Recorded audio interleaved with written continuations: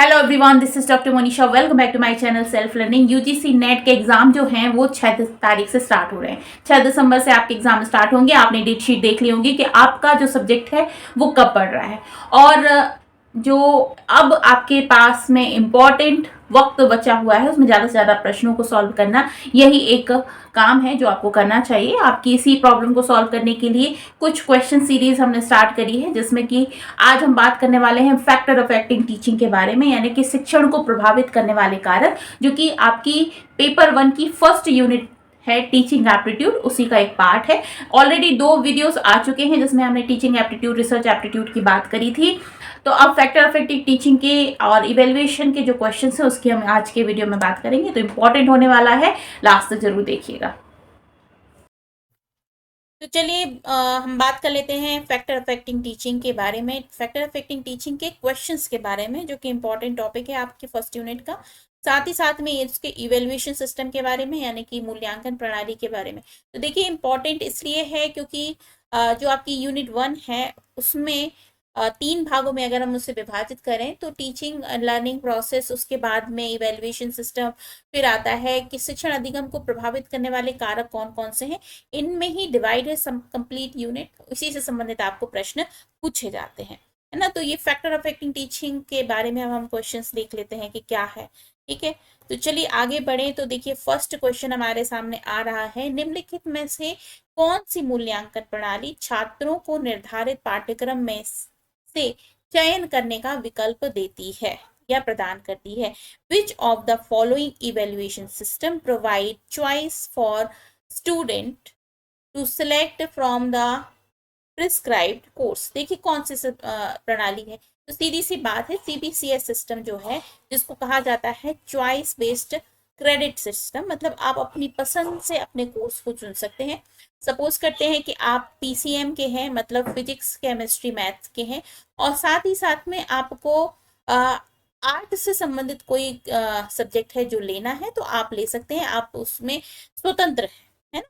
Elective course subjects होते हैं, उसके बाद इलेक्टिव कोर्स होते हैं, अपने चॉइस के आधार पर होते हैं। अब जैसे मान लेते हैं आपने 2 साल कंटिन्यूसली स्टडी करी है, लेकिन तीसरे साल हो सकता है आप बीमार हो गए, आपको कोई काम हो गया, तो आप अपनी स्टडी को 2-3 साल बाद भी परस्यू कर सकते हैं। उसका जो लिबर्टी है वो यहाँ पर मिलता है, इसलिए ये बहुत ही अच्छी प्रणाली है जिसे कहा जाता है choice based credit system, CBCS system.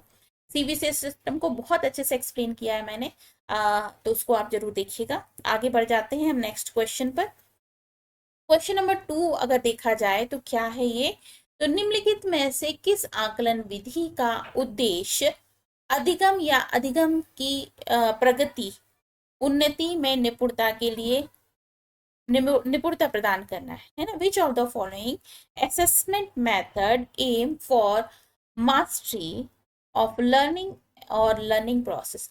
इनमें से कौन सी ऐसी आकलन की विधि है, मतलब इवेल्युएशन कई प्रकार से होता है। एक प्रकार से तो ऐसा फॉर्मेटिव होता है, समेटिव होता है ना, क्लास इवेल्युएशन भी होता है। तो कौन सा इवेल्युएशन बहुत अच्छा माना जाता है, जो कि अधिगम के लिए प्रभावित करने के लिए बहुत इंपॉर्टेंट है, मतलब लर्निंग को इनहेंस कर देता है। तो सबसे ज्यादा जो प्रचलित अधिगम प्रणाली है, आकलन प्रणाली है, उसे कहा जाता है फॉर्मेटिव असेसमेंट, है ना। ये आपके साल भर का जो सेमेस्टर होता है उसमें कई बारी आपके असेसमेंट को पूरा किया जाता है। फिर उसके बाद में समेटिव असेसमेंट में इन सभी को इकट्ठा समाकलित कर दिया जाता है। ठीक है, नेक्स्ट जो हमारा क्वेश्चन है उसमें आ जाते हैं, छात्रों का ध्यान बनाए रखने के लिए शिक्षक जिस लचीली विधि में एक निर्देश के रूप में एक दूसरे रूप से दूसरे रूप में परिवर्तन कर सकता है, उसे क्या कहा जाता है। ठीक है, the flexible method in which teacher can shift from instruction to another in order to maintain the focus of student is known as. तो कौन सी निर्देशात्मक विविधता जो होती है, जिसको कहा जाता है इंस्ट्रक्शनल वैरायटी, उसे हम कहते हैं जो छात्रों में मतलब लचीली विधि होती है कि आप बहुत आसानी से एक से दूसरे में चेंज कर सकते हैं। ठीक है, बाकी जो दूसरे करिकुलम मेथड्स हैं वो उतने ज़्यादा लचीले नहीं होते हैं। इंडिविजुअल लर्निंग हो, थिंकिंग करिकुलम हो, प्रोग्राम लर्निंग हो, जबकि इंस्ट्रक्शनल जो वैरायटी होती है इसमें आप चेंज कर सकते हो, फ्लेक्सिबल मेथड होती है। नेक्स्ट है क्वेश्चन नंबर 4, यहाँ पर आ रहा है स्थानन मूल्यांकन का उपयोग मूल रूप से शिक्षार्थी के प्रविष्ट व्यवहार या मौजूदा ज्ञान को मापने के लिए किया जाता है।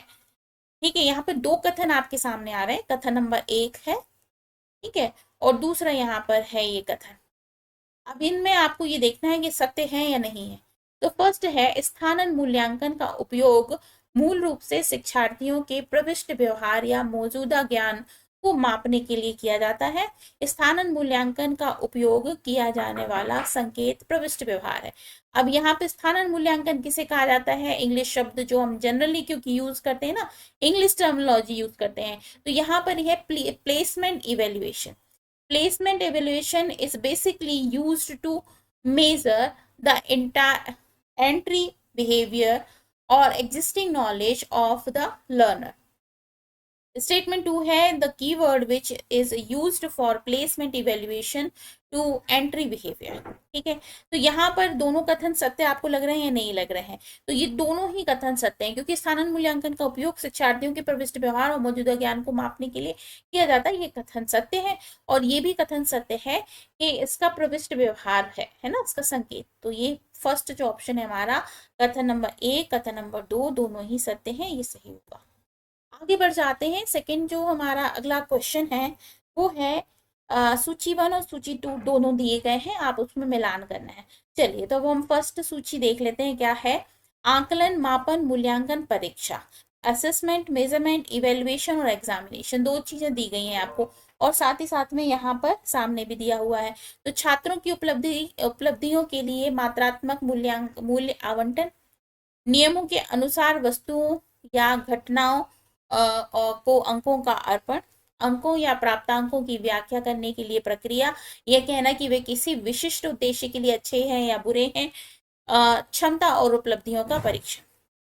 ठीक है, तो यहाँ पर आपको ये देख लेना है दोनों में क्या समानता है। तो देखिए, आकलन जो है वो क्या होता है? छात्रों की उपलब्धि और के लिए मात्रात्मक मूल्य का आवंटन। Assessment allotment is of quantitative value to student achievement, ये बिल्कुल सही बात है। मापन की बात कर लिए जाए तो मापन क्या होता है? तो मापन का मतलब क्या होता है? मेजरमेंट होता है ना, मापन मेजरमेंट होता है। The assignment of number numeral to object और event according to the rules, नियमों के अनुसार वस्तुओं या घटनाओं का अंकों का अर्पण।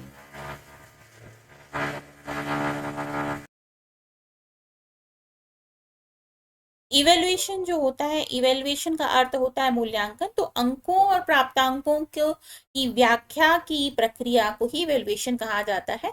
तो ये भी इसके साथ में सही जाता है। और परीक्षा जो आपका इवेल्युएट करती है कि आपकी क्षमता क्या है, आपकी उपलब्धियां क्या है, ये तो इसकी जो सूची है वो बिल्कुल सामने सामने से ही सही बैठती है ना।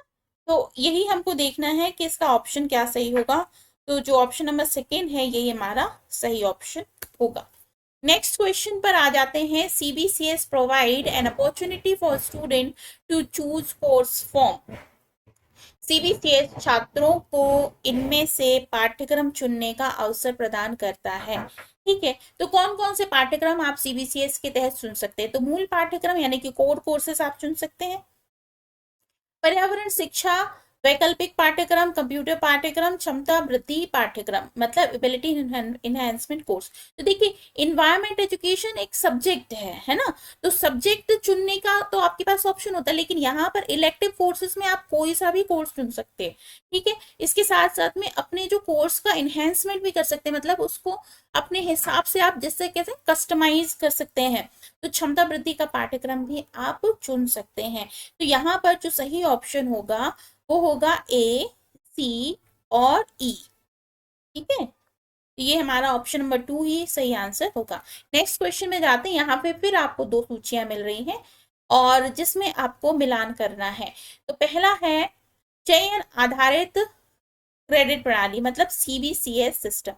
ठीक है, और इसके बाद में सतत व्यापक मूल्यांकन, शिक्षक सहायक प्रणाली, मानक मूल्यांकन, तो normative assessment, teacher support system और कंटिन्यूअस कॉम्प्रिहेंसिव इवेल्युएशन। देखिए क्या है, तो चॉइस बेस्ड क्रेडिट सिस्टम के बारे में आप जानते हैं, अपने हिसाब से आप अपनी एजुकेशन की जो पूरी प्रोसेस है उसको चुन सकते हैं।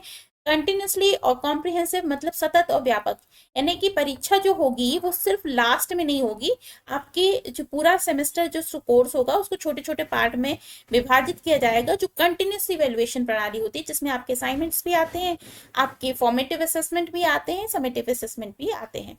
फिर teacher support system, normative assessment, है ना। अब यहाँ पर देख लेते हैं क्या लिखा है, शिक्षकों के लिए अधिगम मार्गदर्शक और संसाधन, सापेक्ष प्रदर्शन के आधार पर मूल्यांकन, और अधिगम के लिए छात्र केंद्रित दृष्टिकोण, मूल्यांकन की विकासात्मक प्रक्रिया। ठीक है, अब देखिए हमें सबसे अच्छे से पता है क्रेडिट बेस्ड सिस्टम जो होता है, सीबीसीएस सिस्टम, वो क्या होता है। तो अधिगम के लिए छात्र केंद्रित प्रणाली, मतलब स्टूडेंट को सेंटर में रख के ही पूरी प्रणाली इजाद की जाए। ठीक है, अब दूसरा सतत व्यापक मूल्यांकन, कॉम्प्रिहेंसिव, जिसको सीसीई कहा जाता है, ये क्या होता है, तो मूल्यांकन की विकासात्मक, मतलब आप उसको थोड़ा सा डेवलपमेंट प्रोसेस ऑफ असेसमेंट की बात कही जाए। ठीक है, तो ये दोनों चीजें तो हमें समझ में आ रही हैं।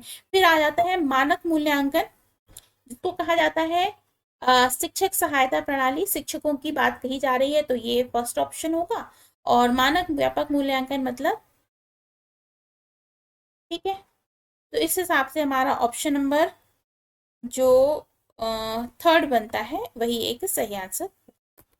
आगे बढ़ते हैं क्वेश्चन नंबर 8 के लिए। एक समूह का नेतृत्व करने का अर्थ ऐसा वातावरण बनाना है जिसमें सभी सदस्य अपनी क्षमताओं के अनुसार योगदान दे सकें, यह खालिस्तान के रूप में जाना जाता है। संचार कौशल, सहयोगात्मक चिंतन प्रणाली, निर्णय लेने की कौशल।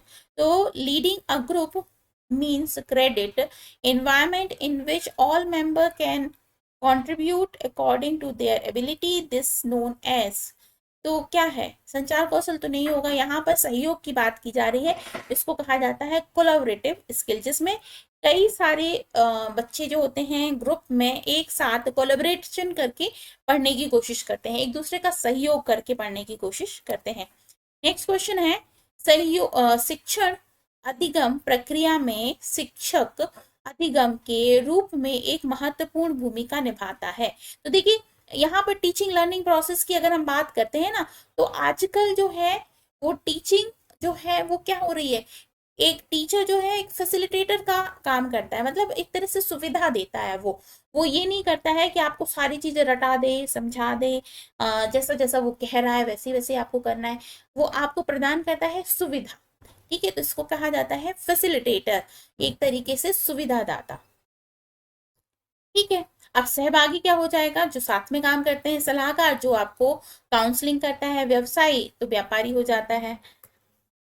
नेक्स्ट क्वेश्चन है हमारे पास में, निम्नलिखित में से कौन सा अधिगम का अनुभव अवधारण के लिए सबसे प्रभावी तरीका है। व्याख्या देना, प्रायोगिक परियोजनाएं, स्लाइड चलाना और व्हाइट बोर्ड का उपयोग करना। विच of the following learning experience is the most effective way for retention.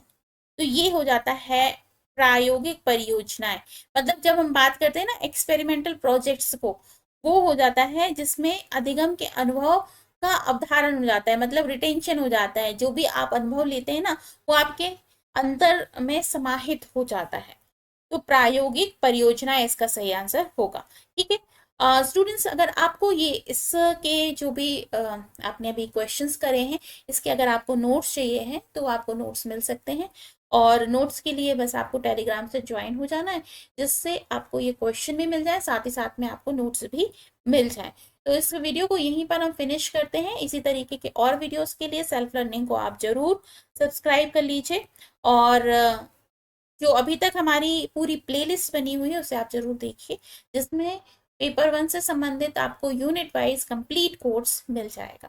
ठीक है, तो इस वीडियो को यहीं पर करते हैं फिनिश, कल फिर मिलते हैं, तब तक के लिए अपना बहुत ख्याल रखिए। This is Monisha signing off, bye bye.